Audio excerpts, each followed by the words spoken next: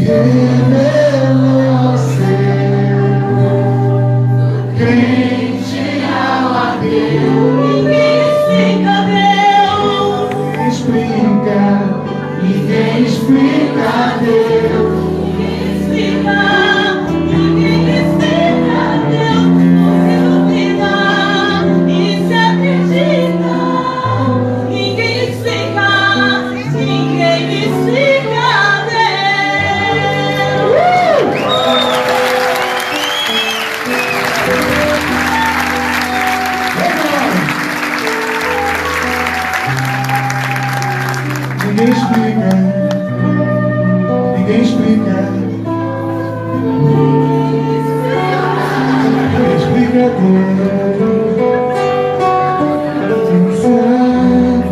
sabedoria e poder.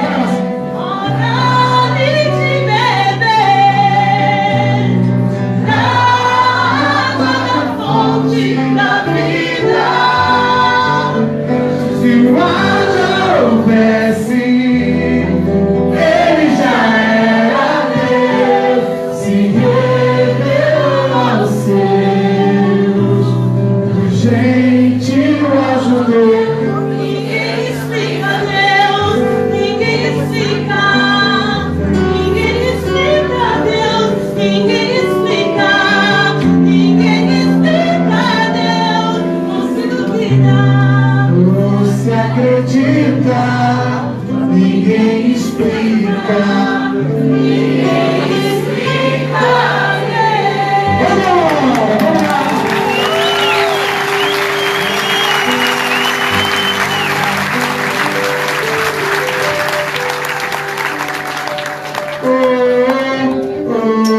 Eu canto rap para o Senhor.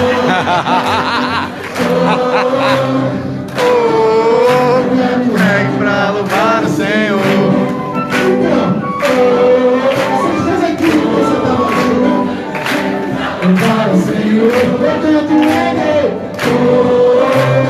Eu canto reggae pra louvar o Senhor. O Caio falou que vinha, até que fim ele chegou.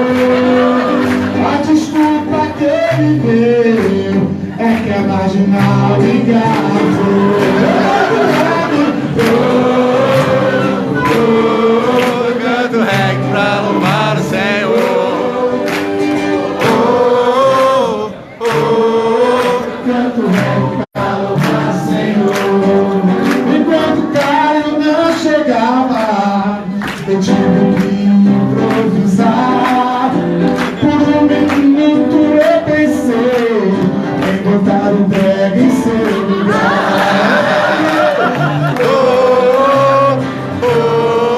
Canto reg pra louvar o Senhor.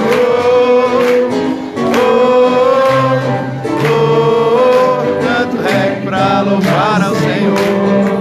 Vai rolando até demais, e está forte esse calor. Eu vou chamar o Caio Fábio, e dar um grito que eu estou.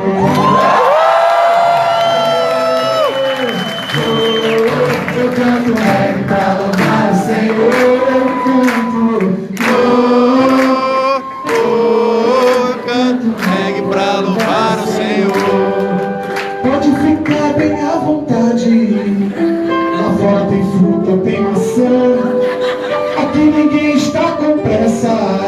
pode falar até de manhã.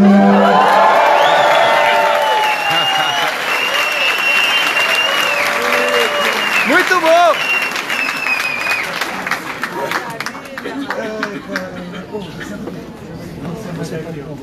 Querido, eu estou aqui com o meu saquinho de piripiri. E graças a Deus pelo Waze. Foi uma condução celestial. Nos desviou para tudo que é lugar. E conseguimos chegar aqui antes do que originalmente estava previsto, porque realmente a chuva caiu pesada, árvores, galhos e blocos de carnaval, coisas assim. A gente teve que se desviar bastante. Mas graças a Deus estamos aqui, vocês também. E eu e minha mulher e alguns dos nossos filhos estamos aqui com muita alegria. Também o grupo que está reunido comigo no hotel aqui, já desde sexta-feira. Todos eles vieram em ônibus que nos trouxeram. E você que veio de todos os lugares dessa cidade, eu recebo o seu carinho, o seu amor e seu aconchego no Senhor Jesus.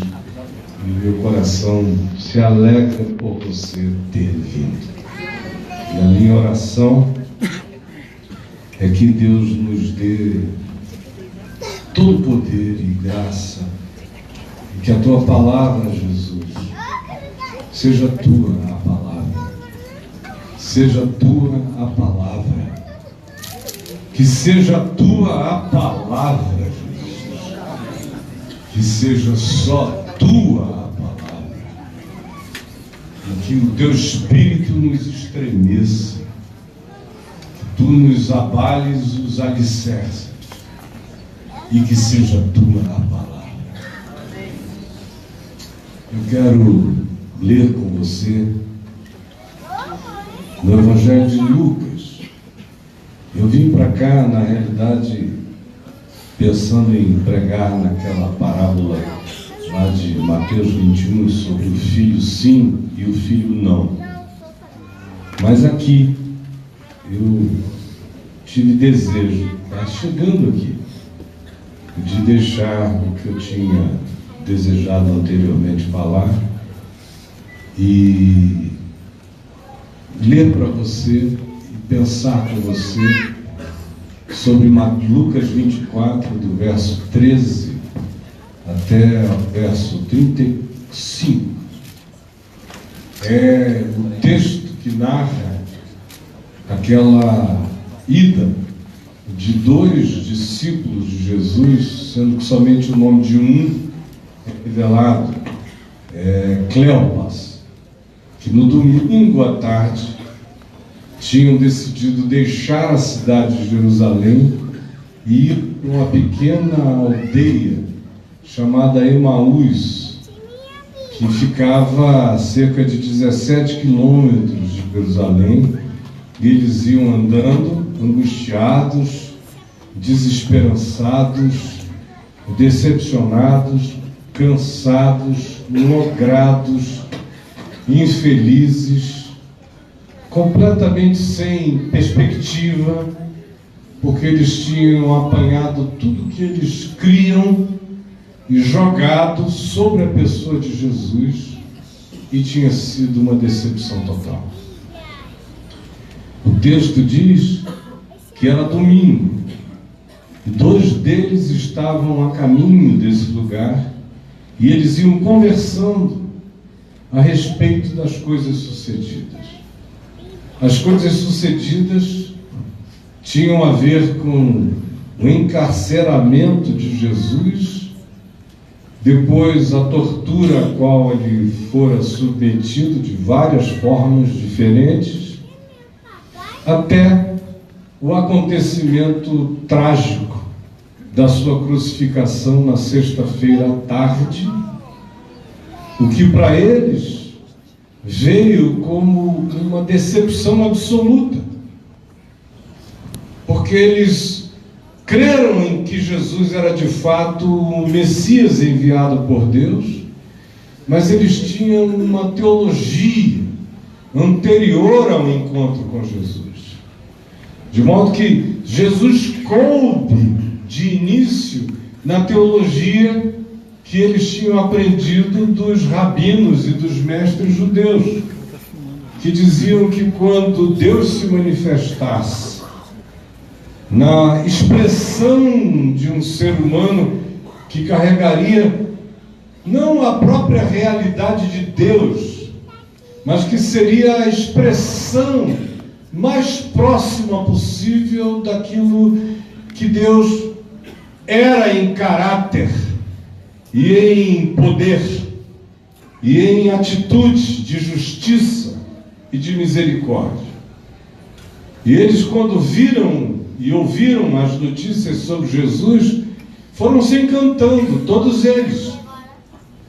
Só que conquanto Jesus dissesse e os tivesse advertido muitas vezes de que chegaria a hora em que todo aquele afã das multidões embevecidas e enternuradas pela alegria das curas que Jesus realizava e proporcionava, daria lugar a um outro espírito de confusão e que culminaria em morte.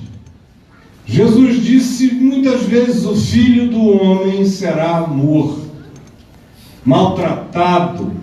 Chegou a descrever aspectos da sua tortura. Cuspirão, esbofetearão o Filho do Homem, o maltratarão, o açoitarão e o matarão. E conquanto Jesus dissesse isso, os textos dos 3 evangelhos que relatam esse episódio nos dizem que eles não conseguiam entender. Eles estavam bloqueados para compreender a palavra de Jesus, porque na realidade a mente humana, na sua seletividade, admite e aceita apenas aquilo com o que concorda, deseja e que reafirme os nossos padrões de expectativa, as nossas pré-compreensões, os nossos conceitos prévios, as nossas muitas doutrinações, de modo que Jesus mesmo falando, nem assim a palavra, a fala, a descrição minuciosa dele era por eles compreendido. Não era uma questão de não entender o que ele estava dizendo, era de não aceitar o que ele estava falando e bloquearem a mente para o que ele dizia, como acontece o tempo todo com a gente. O Evangelho é óbvio, mas nem tanto, porque as nossas pré-compreensões impedem a admissão das realidades mais cruentas, simples e irretorquíveis do que Jesus diz. A gente simplesmente não acolhe, a gente só acolhe aquilo que a gente decide acolher e internalizar. E essa ocorrência é uma dessas muitas demonstrações de que a gente não apenas ouve com os ouvidos ou compreende com a mente. Frequentemente nós todos só aceitamos aquilo que pré-aceitamos. Do contrário, nós excluímos. Venha de que boca venha, venha com que clareza venha.